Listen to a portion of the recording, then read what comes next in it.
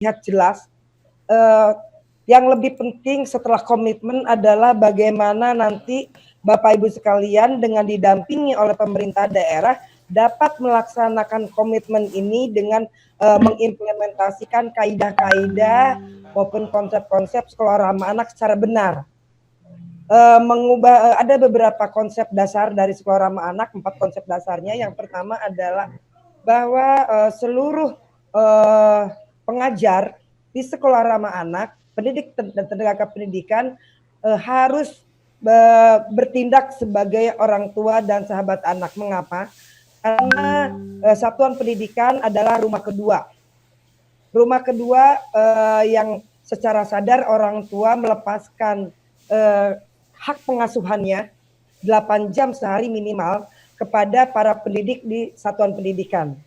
Nah, sehingga para pendidik di satuan pendidikan harus menggantikan posisi orang tua menjadi orang tua dan pendekatannya adalah menjadi sahabat anak. Ini adalah konsep yang pertama. Kepekaan, insting untuk melindungi anak, membuat anak dekat dengan kita, membuat kita dekat dengan anak, itu adalah konsep yang pertama. Mengubah paradigma yang tidak mudah Bapak Ibu sekalian, tetapi saya yakin pasti akan bisa. Menganggap bahwa semua anak adalah anak Bapak Ibu sekalian. Itu satu. Konsep yang pertama.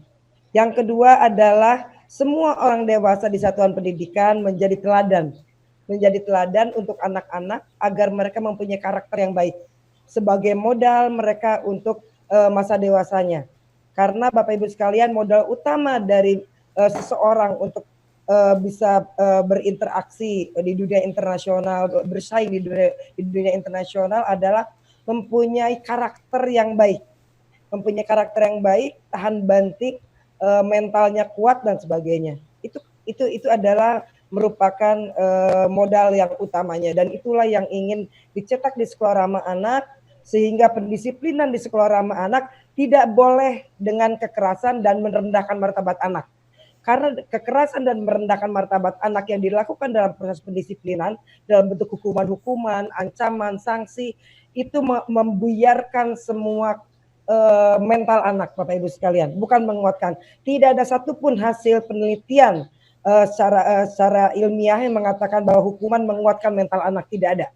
Tetapi mengubah anak menjadi penakut, menjadi trauma dan sebagainya. Nah, sehingga itulah yang di sekolah ramah anak, sehingga tidak ada kata hukuman, tidak ada kata sanksi, dan tetapi yang ada kata pembinaan tadi, menjadi orang tua dan sahabat anak dan menjadi teladan bagi anak. Itu di sekolah ramah anak, konsep yang keduanya. Konsep yang ketiganya adalah semua orang dewasa yang berada di satuan pendidikan terlibat penuh dalam melindungi anak-anak.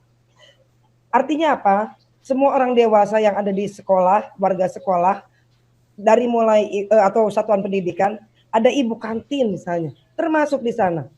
Ada petugas kebersihan, ada petugas keamanan, semua. Sehingga pada konsep ini diinginkan oleh sekolah ramah anak adalah semua orang dewasa di sekolah, di satuan pendidikan, mendapatkan pencerahan dari pihak satuan pendidikan. Jadi pada waktu sama anak, sekolahnya dibaca satuan pendidikan, Bapak Ibu sekalian, sehingga madrasah masuk di sana, bahkan pesantren pun yang di dalamnya ada madrasah masuk di sana, harus memintarkan, mensosialisasikan kaidah-kaidah sekolah ramah anak ke semua orang dewasa yang ada di satuan pendidikan. Sehingga penjaga kantin tidak menjual makanan yang mengandung 5P, karena menganggap semua anak adalah anak mereka. Karena konsep di sekolah ramah anak menganggap semua anak adalah anak orang dewasa yang ada di satuan pendidikan. Sehingga penjaga kantin, petugas kebersihan, petugas keamanan, petugas perpustakaan, apalagi pendidik tenaga kependidikan yang lain, semua merasa bahwa semua atas pendidikan karakter yang harus diteladankan kepada anak-anak yang ada di satuan pendidikan.